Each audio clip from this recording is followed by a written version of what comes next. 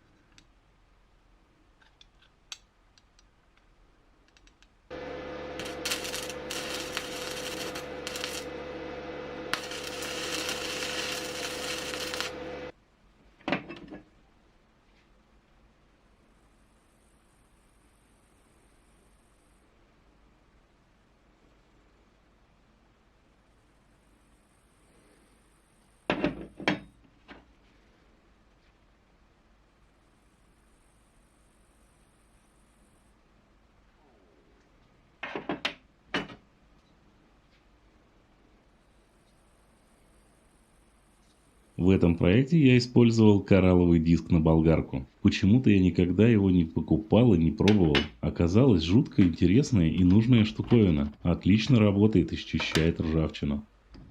Все сделал, осталось только собрать и испытать. Все отлично покрасилось. Делал, как всегда, с использованием своих самодельных станков из прошлых видео. Старался соблюдать точность и аккуратность. Деталей вышло немного, и они очень простые в изготовлении. Конструкция получилась весьма необычной. Защитный кожух будет подпружинен. Вариантов было очень много, но я решил остановиться на такой конструкции расположения пружины. Все до безобразия очень просто, но в то же время и эффективно.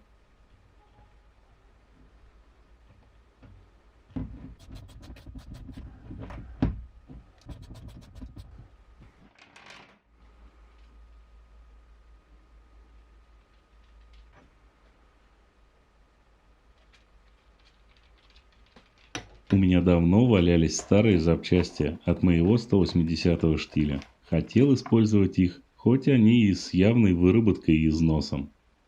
С демонтажом пришлось немного потрудиться. Достал свою горелку, начал все это дело прогревать.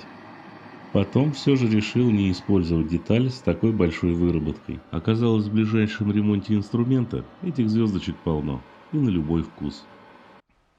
Я немного расширил посадочное место, а то уж очень плотно садилось на вал.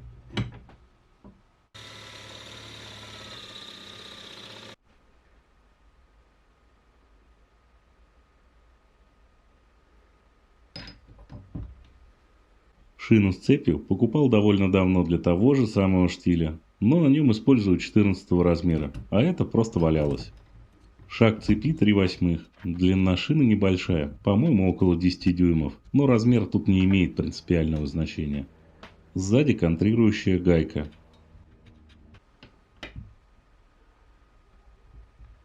Ну и поджимается звездочка стандартной гайкой от болгарки. Установка и съем насадки очень быстрая и простая.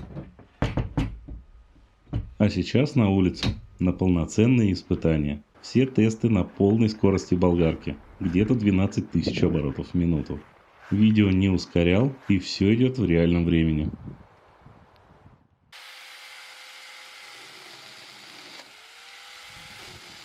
Цепная пила весьма опасная штука, особенно верхняя часть цепи.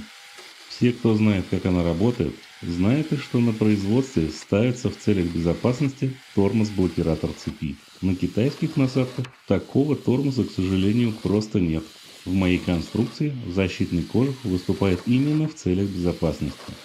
Цепь перед работой я, конечно же, смазал. Для этого на шине есть несколько отверстий, рядом со звездочкой и рядом с креплением. Достаточно пару капель машинного масла. При необходимости позже немного доработаю и сделаю автоподачу. Самоделка получилась простой и, что очень важно, безопасной. В отличие от бензопилы, работает негромко, имеет небольшие габариты, никаких выхлопных газов. Совершенно не нужен бензин, не нужно двухтактное масло, не надо регулировать карбюратор, мощности хватает для серьезных работ. Парни, как всегда, если понравилось, лайкос, подписка, колокольчик, чтобы не пропустить следующие интересные видео. Встретимся с вами в комментариях, я обязательно их читаю. Чертежи, как всегда, немного позже в группах канала, ссылки в описании под видео. Друзья, здоровья и добра вам и вашим близким. Спасибо огромное, что вы смотрели это видео. До новой встречи на нашем с вами канале Куй Железо.